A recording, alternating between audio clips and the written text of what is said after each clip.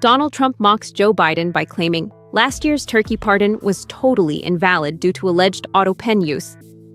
The president hosted the annual event on Tuesday, November 25th.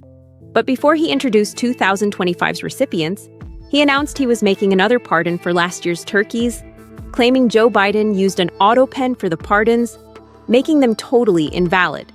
The turkeys known as Peach and Blossom last year have been located, and they were on their way to be processed, he stated, according to an outlet. But I have stopped that journey, and I am officially pardoning them, and they will not be served as Thanksgiving dinner. The autopen debacle has been a fixation of Trump's, as he alleged the former commander-in-chief used it to sign executive orders. After cracking the joke, the father of five introduced this year's pardoned birds, Gobble and Waddle.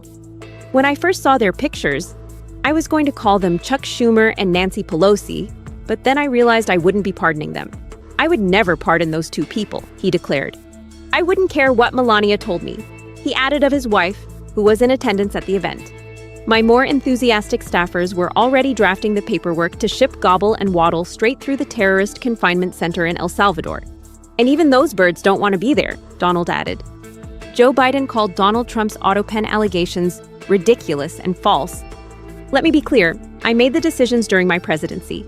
Any suggestion that I didn't is ridiculous and false, Joe stated after he was accused of using an autopen because of rumored cognitive decline.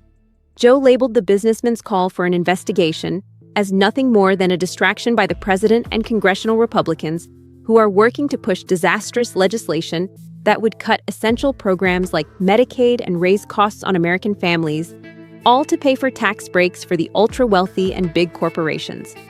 Nonetheless, Donald wouldn't let go of the situation, replacing Joe's photo on his presidential Walk of Fame with an image of an autopen and his signature.